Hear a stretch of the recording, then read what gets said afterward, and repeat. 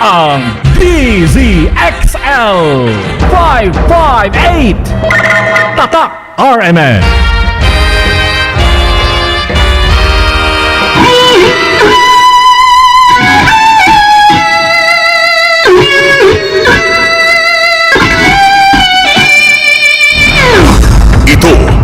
Iisang pagbabalita sa radyo na tunay na napapakinggan ng Pilipino sa buong bansa, sa buong mundo. Kasama si Buddy Oberas. Live mula sa RMN News Center Manila. Ito ang KBP Golden Dove Best News Program. RMN News Nationwide. Ngayong tanghali sa RMN News Nationwide. Certification of Proclamation na ibinigay po ng COMELEC sa 5 unang senador na nanalo sa 2013 midterm elections dapat isauli ayon sa ilang election expert. Pakisabi sa kailan na depektibo yung inyong Certificate of Proclamation at kung may pagmamahal kayo sa taong bayan, buong galang ninyong isoli yan. Kapito hanggang ika-10 nanalong senador target na may proklama ng COMELEC ngayong araw. Malacanang patuloy na nakipag-ugnayan sa gobyerno ng Taiwan. Ilang OFWs na nakakaranas ng pambubuli nais na umuwi ng Pilipinas. Sinisikap pong ipaunawa sa kanila ang ating posisyon sapagkat ang nais naman po natin ay yung pagpapatuloy ng magandang relasyon sa pagitan ng Pilipinas at ng Taiwan. Tamang presyo at kalidad na ng mga gamit mga eskwela ngayong pasukan, tiniyak ng Department of Trade and Industry. Tingnan lang po yung mga gabay ng presyo para sa school supplies na nakadikit. Yung mga posters na yan, nakadikit po yan sa mga school, supermarket, groceries.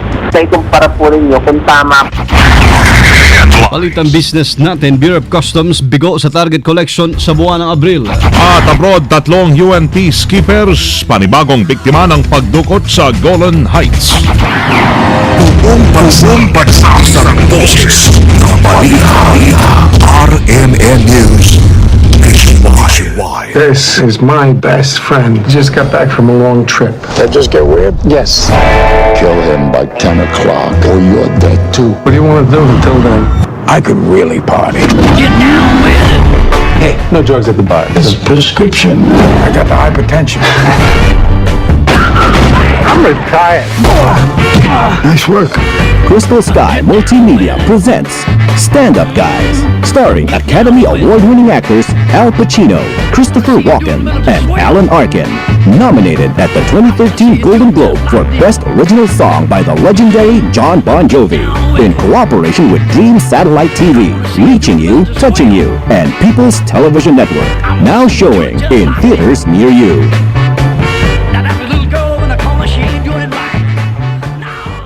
Sa tindahan, suwabe sa pitaka. Isang umaga, suwabe ang shave. Smart Eraser. Gusto ko, smart ang man ko. Smart Eraser. Come and get me! Smart Eraser, get one now.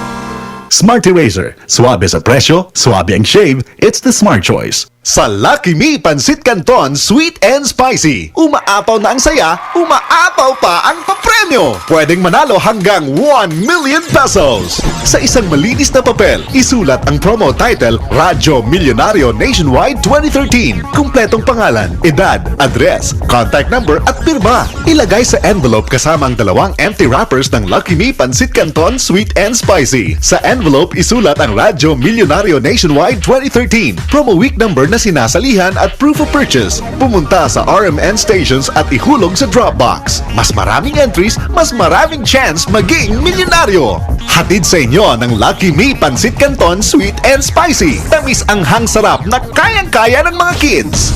Promo period starts April 22 to July 20, 2013. Per DOH FDA permit number 0825, series of 2013. RMN News Nationwide. Mabuhay Pilipinas, tanghali po ng Biyernes na Mayo 17, 2013. Ito ang numero 1 RMN News Nationwide. Ako si Buddy Oberas.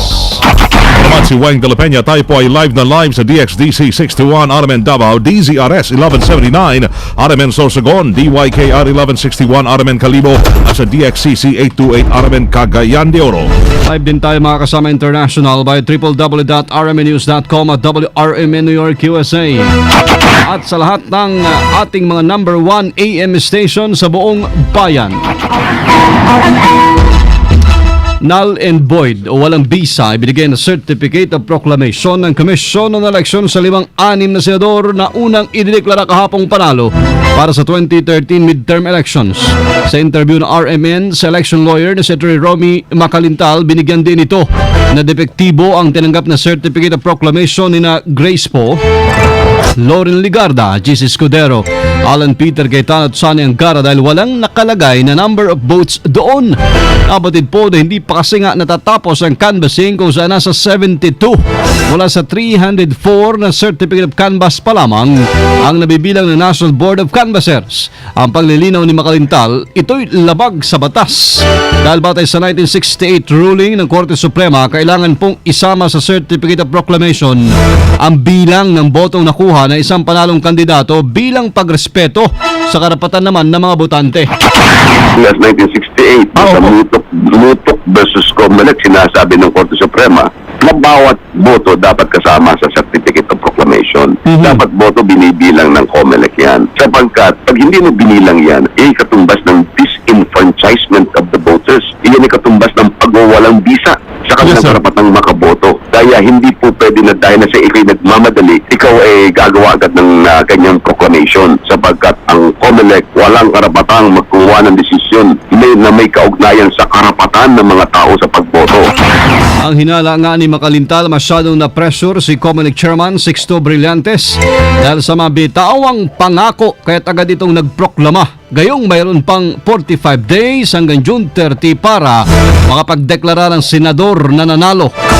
Dahil dito hinamon ni Macalintal ang mga senador naman na isauli po yung tinanggap na Certificate of Proclamation dahil isa itong pagtataksil sa bayan. Sinabi ni Attorney Romy Mac na dapat gayahin naman ito ang ginawa ni Nancy Binay na hindi tinanggap ang kanyang proklamasyon lalo na't hindi pa tapos ang bilangan ng COC.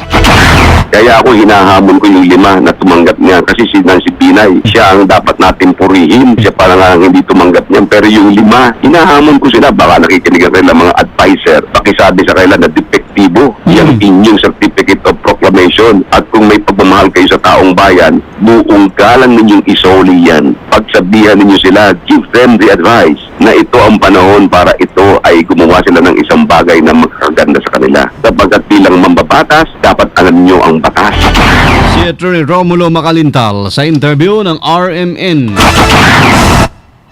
Target ho ng Commission on Elections na may proklama ngayong araw o bukas ang ika-7 hanggang ika-10 karagdagang nanalong senador. Ito ang inahayag ni Cabinet Commissioner Lucenito Tagle kasabay ng pagsasabing ipagpapaliban muna nila ang pagpoproklama sa ika-11 at 12 senador. Ay kay Tagle, ito'y dahil maapektuhan ng hindi pa ho nakakanvas ng boto ang resulta sa 2 dulong pwesto. Nagsimula muling pasado alas 9 kaninang umaga ang pagsalang ng National Board of Canvassers ng mga certificate of canvass.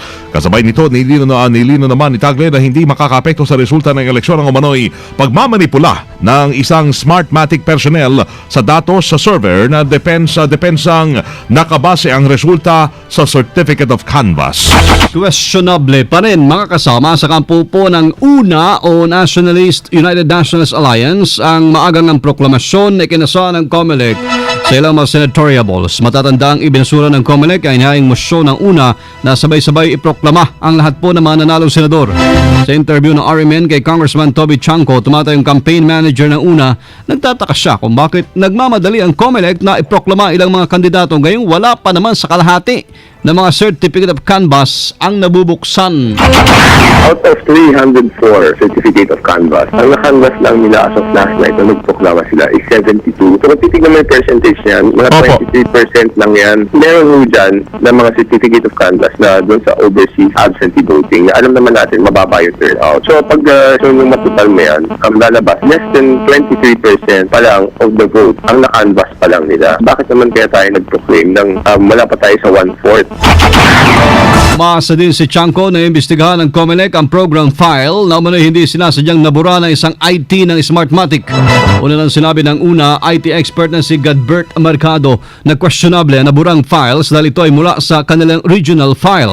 Naniniwala din ng una na may intervention point sa naturang insidente. COMELEC nga ho dapat pag-imbestigan yan, di ba po? Hindi naman ho kami ang pwedeng magsabi yan kasi pangit naman kung kami magsasabi yan, no? Si Congressman Toby Chanco, tumatayong campaign manager ng una. Chairman Brillantes magbibitiw kapag may nalaglag sa 6 na naiproklamang senador. Kasama natin sa Balita Live si Grace Maniano. RMN Report! Handa nga magbitiw o nagbantang magbitiw bilang chairman ng Commission on Elections o COMELEC si Atty. Sixto Brillantes sa oras na may malaglag pa sa 6 na nanalong senador na ipinoklama ng National Board of Canvassers kagabi. Git ni Brillantes may basehan ang naganap na proklamasyon bagamat nang ito ay isagawa ay nasa 72 certificate of canvass pa lamang ang nabibilang. Paliwanag ni Brillantes nakabase ang kanilang hakbang sa tinatawag na group canvass.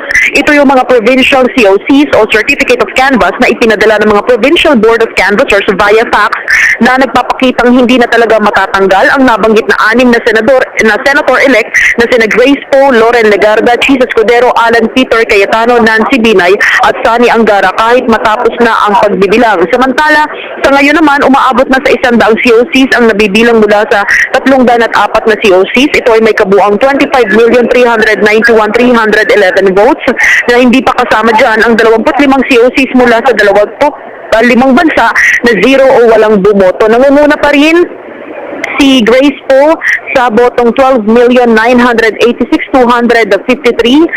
Kasunod si Senator Loren Legarda 11,896,817. Pangatlo, Chis Escudero 11,326,358. Pang-apat, Alan Peter Cayetano, meron siyang 11,145,518 votes. Pang-lima, Nancy Binay na mayroong 10,802,550 votes. At pang-anim, Sonny Angara, 10,287,276 votes. Ito yung 6 na naiproklama na. Pang-pito naman, Bam Aquino, 9,874,431 votes. Coco Pimentel, pang-walo, meron siyang 9,530,039 votes. Pang-siyam, Sonny Trillanes, merong 9,115,190 votes. Cynthia Villar, pang-sampo, 8,897,239 votes. JV Ejercito, merong 8,877,587 votes. At pang-12, Gringo Nasan, 8,543,963 votes. Mula dito sa PICC para sa DSEXL 558, Grace Mariano, Tatak RMN. T13, boboto ako, bilangan na! Inisnabo ng grupong kontradaya naman ang banta ni COMELEC Chairman Sixto Brillantes na kakasuhan ng mga kritiko ng automated elections. Unang inahayag hapon ni Brillantes na babalikan nito yung mga nagsasabi na palpak ang 2013 midterm elections. Gayong ito na anya ang pinakamagandang halalan na nangyari sa buong kasaysayan ng Pilipinas. Sa interview ng RMN kay kontradaya convener Father Joe Dizon, hinamin nito si Brillantes na ituloy ang kanyang banta. Ay kay Father Dizon, hindi na siya nabigla sa pahayag ni Brillantes lalo na't hindi na ito bumabata kung saan pabago-bago ho ang mga sinasabi.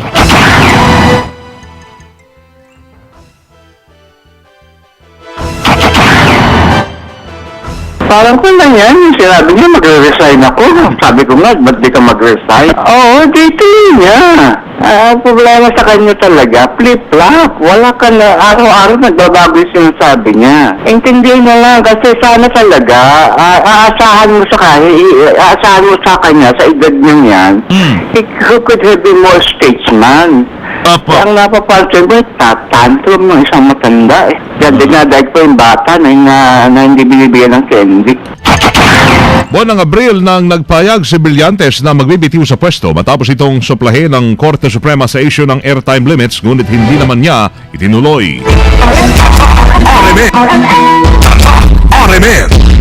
Si Sa iba pang balita mga kasama, hindi po mangingimi ang Bureau of Internal Revenue na sampahan ng tax evasion case sa mga kandidato naman sa tatapos sa midterm elections na mabibigura o magsumite ng report sa kanila po mga naggastos sa kampanya. Sa interview ng RMN kay BIR Commissioner Kim Henares, mayroong hanggang June 13 ang mga kandidato para maghain ng kanilang income tax returns.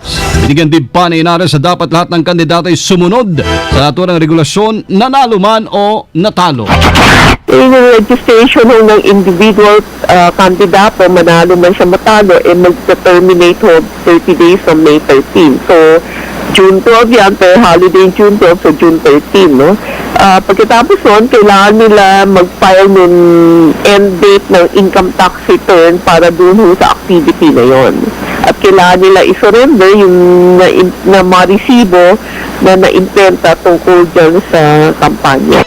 Ilalim nga ng Revenue Regulation 7-2011, nilinaw ng Tax Bureau na lahat po ng mga pondo at donasyon para sa eleksyon ay re-record sa personal income ng isang kandidato kung saan kailangan itong pataw na 5% withholding tax.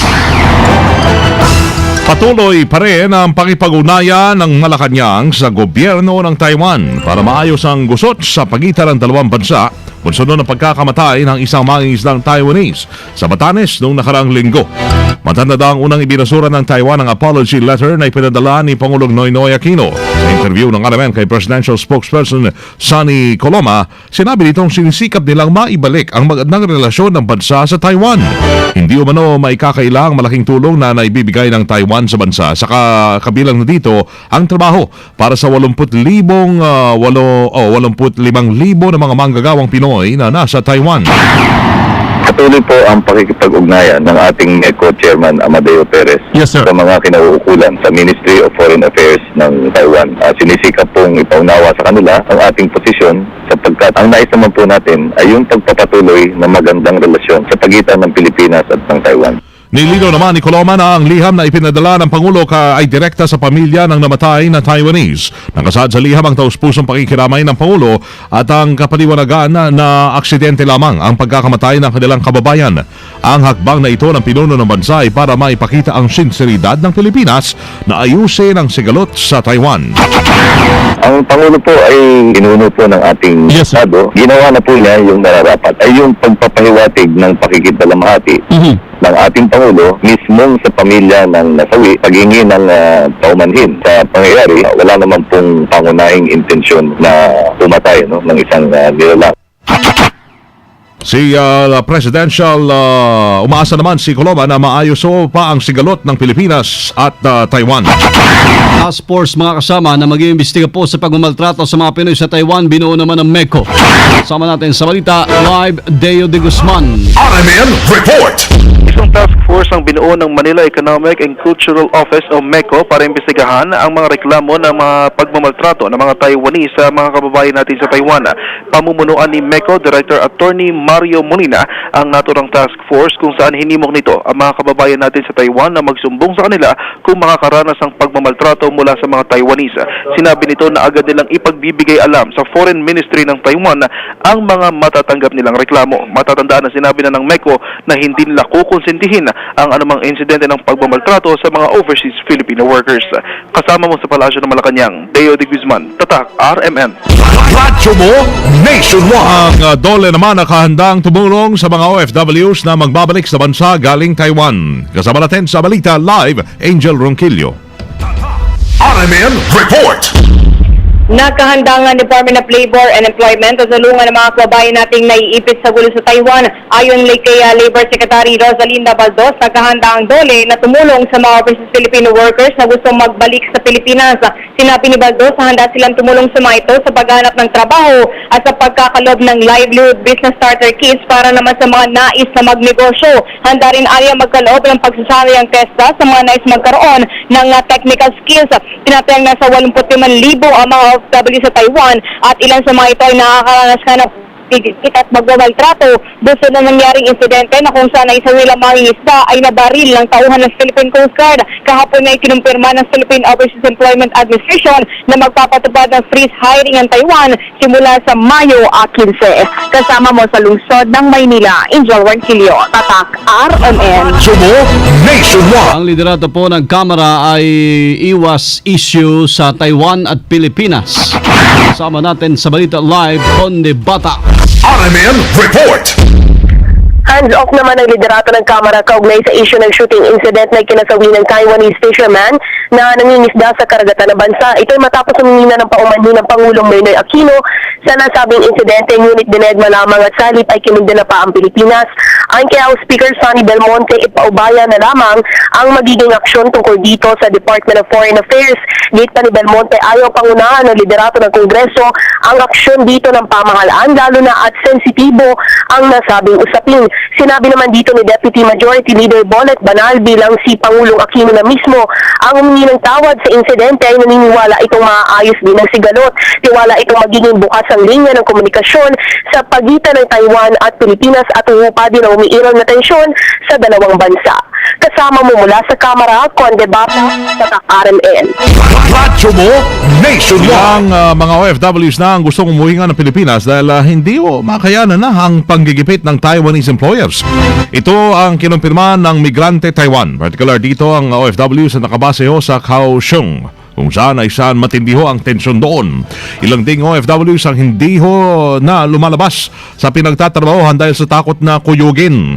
Maging ang gusali ng Philippine Envoy sa Taiwan ay pinagbabato ng mga itlog at tsinelas ng mga galit na Taiwanese. Itinuturing ng ilang US congressmen na isang act of violence ang ginawa po ng Philippine Coast Guard na pag-atake sa isang Taiwanese fishing vessel na nagresulta nga sa pagkamatay ng isang mangingisda. Ayon kay US House of Representatives Subcommittee on Asia and the Pacific Chairman Steve Chabot, malinaw daw na paglabag sa international law ang ginawa ng mga Filipino authorities na pagbaril sa unarmed fishing boat at basta na lamang iniwan ang mga biktima sa laot. Kaugnay ito, hiniling din ng mababata sa pamahalang Pilipinas sa agarang paghingi ng paumanhin sa Taiwanese government. Panagutin ng mga responsable sa krimen at magpabot ng kaukulang tulong sa pamilya ng biktima. Una rito sinabi ng US State Department, nangangamba ang Estados Unidos na lumala pa hidwaan sa pagitan ng dalawang bansa. Nabatid ng Pilipinas sa Taiwan ay kapwa malapit na kalyado naman ng Amerika. Ngayon pa man, umaasa po ang US na maayos na hindi pagkakaunawaan sa pagitan ng Pilipinas at Taiwan. Samantala, nababahala naman si Representative Al Francis Bichara, ang chairman ng Committee on Foreign Affairs ng House of Representatives, sa panibagong sigalot na kinasasagutan ho ng Pilipinas sa Taiwan. Sa interview ng RMN kay Representative Bichara, sinabi nitong nakakabahala na nadagdagan na naman ang mga kaaway ho ng Pilipinas. Halos lahat umano ng mga bansang nakapalibot sa Pilipinas ay galit sa bansa dahil bukod sa Taiwan, galit din sa atin ang Malaysia at China. Ang naturang mga bansa ay may malakas na bilateral tie sa China na pumapangalawa sa pinakamakapangyarihang bansa sa buong mundo. Ayon kay Bichara, napapanahon na para pag-aralan ang rules of engagement ng Philippine Coast Guard at Philippine Navy na siyang ugat ng problema ngayon sa Taiwan. Maganda ba ito? Neighbors natin, puro style sa atin. Kailangan talaga i-review din natin ng rule of engagement itong mga Coast Guard sa Philippine Navy. Ayun, we are actually creating international crisis with this retaliation. Naipit yung mga kababayan natin. Monsunod ang pinakabagong international crisis na kinaharap ng bansa, lumilit umano ang mundo at teritoryong ginagalawan ng Pilipinas. Hindi pa kaya ng panasaksyon. Ngayon, hindi nakakalapit to ng mga fishermen natin. Ngayon naman sa northern part of Batanes, hindi na makakalapit doon yung mga fishermen natin. Palitang pupunta ng mga isda, ng mga pinanamang isda. Isa sa payo ni Bichara, humingi ng paumanhin ang gobyerno ng Pilipinas at hindi ang taong bayan. Wala man ang kinalaman ng people of the Philippines sa nangyaring sigalot. Posible manong lumambot ang Taiwan sakaling ang gobyerno ng Pilipinas ang magpapakumbaba. Kasama mahigit sa 2 linggo bago ang pasukan, muli po hinimok ng DTI ang publiko na samantalahin ang Diskwento Caravan Balik Eskwela Edition sa buong bansa. Paunay layunin niya na mabigyan ng mas murang kagamitan sa eskwela, kabilang po mga bag, sapatos at uniforme ang mga mag-aaral na papasok sa June 3. Kasabay niyan tiniyak ni DTI NCR Assistant Director Ferdinand Manposte sa mga mamili na kahit ang mga mabibiling kagamitan sa eskwela ay dapat nasa murang halaga. Ito po ay nanggagaling din sa magandang mga pabrika at dapat ay may mabuting kalidad. Samantalahin po ninyo, lalo-lalo na yun, sabi ko kanina, programa ng DTI, Diskwento Caravan para sa school supplies, para po makakuha kayo ng malaking diskwento doon po sa ating mga school supplies, school uniforms, school bags, school shoes, na ibibigay po natin ng murang-mura. Bantayan po ninyo sa inyong mga syudad kung kailan po naman i-implement yung Diskwento Caravan sa bawat probinsya, bawat lungsod sa buong Pilipinas. Tatandang marangkada ang Diskwento Caravan noong Mayo 6 na tatagalan hanggang June 15. Maliban sa mga gamitan sa eskwela, ang Diskwento Caravan ay nag-aandog din ng mga pang-araw-araw na ginagamit sa bahay tulad po ng mantika, tinapay, delata, mga prosesong karne, sabon panlaba at pampaligo at shampoo. Mga paghahanda ng NDRRMC sa panahon ng tag-ulan, muli na namang pinag-aaralan. Kasama natin sa Balita Live si Rhea Mamogay. RMN Report! Inire-review na ngayon ng pamunuan ng National Disaster Risk Reduction Management Council o NDRRMC sa kanilang mga local disaster units ang kanilang ginawang mga paghahanda habang papalapit na nga ang tag-ulan. Ayon kay NDRRMC spokesman Major Ray Balido, layunin ng hakbang nilang ito hindi magkumahog ang mga rescuers at ilang pagtauhan ng NDRRMC na abala kapag pumapasok na nga ang bagyo sa bansa. Sinabi pa rin Major Balilo na kinakailangang matukoy din ng mga local disaster unit kung may nadagdag na flash flood at landslide prone areas sa kanilang nasasakupan upang agad silang makagawa ng action kaugnay dito. Samantala sa pagtaya ng pag-asa, posibleng pumasok ng tag-ulan sa bansa sa susunod na linggo. Kasama mo sa NDRRMC Headquarters, Rhea Mamogay, RMN. Radyo mo nationwide! Mahigit 500 tauhan naman ng MMDA patuloy po na nag-iikot sa Metro Manila. Kasama natin sa Balita Live, Joyce Adra. RMN Report! Patuloy na nag-iikot sa Metro Manila ang 550 tauhan ng MMDA. Ito ay para mangolekta ng mga basurang iniwan ng mga kandidato, partikular ang campaign posters.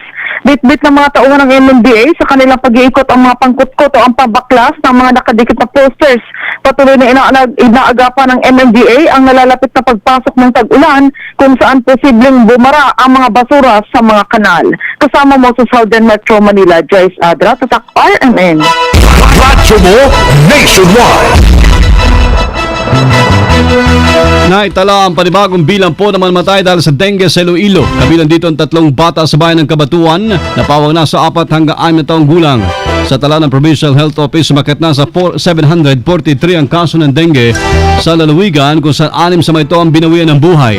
Naitala po may pinakamaraming kaso ng dengue sa mga bayan ng Haniway, Banate at Oton. Kaugnay niyan, patuloy na nananawagan sa mga residente mga lokal opisyal na ipagpatuloy po ang paglilinis sa kapaligiran. Samantala, nasaan darating umamayang hapon yung malaking bilang ng mga overseas Filipino workers galing Syria. Ang sabi ng TFA, kabuang 47 ng mga OFW ang magbabalik sa bansa. Ang pagdating mo ng mga Pinoy na yan mula pa Syria ay nasa kabuang 4,178. Ay mula noong 2012, umabot na sa 1,115 na mga OFWs ang nai-repatriate mula ho sa magulong bansa ng Syria. RMN News Negosyo. Kasama, bigo pa rin ho ang Bureau of Customs na mabot ang target collection nila na 27.5 billion pesos ngayong buwan na Abril. Ayon kay Customs Commissioner Rufino Biaso, umabot sa 27.14 billion pesos lamang ang nakolekta nila noong nakaraang buwan. Pero sa kabila po ito, mas mataas naman ng 7% ang nakolektang buwis ng BOC ngayon kumpara daw noong nakaraang taon kung saan umabot lamang yan sa 25.36 billion pesos. Ang halagang ito ay nagkulang ng 1.31% o 362 million pesos para maabot ang 27.50 billion pesos. Samantala, umaasa ang BOC na maabot nila ang kanilang target na makakolekta ng 340 billion pesos ngayong taon. RMN News Abroad. Sa Israel, 3 United Nations peacekeeper naman ang dinukot ng Syrian rebels sa Golan Heights.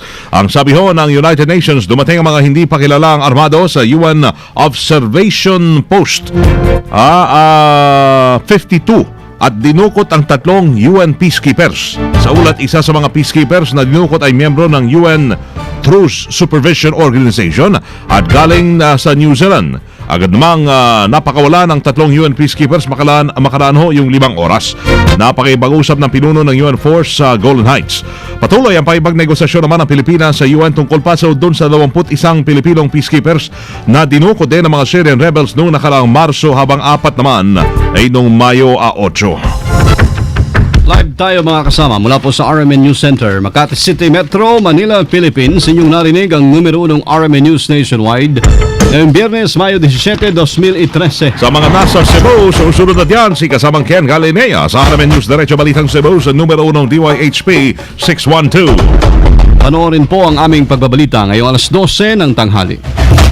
Sa YouTube yan, i-type lamang ang RMN News Nationwide. Sama nyo serbisyo publiko, ako si Buddy Oberas at Weng de la Peña. Dito pa rin masama sa tahanan ng pinakamaraming number 1 sa 2013. Pinakamaraming himpilan sa 2013. RMN, Radyo Mo Nationwide. 60 years ng maasahang public service nationwide. Pinakamalaking mga balita abot sa bawat Pilipino saan man sa bansa. RMN News Nationwide. Alas 12:31 na.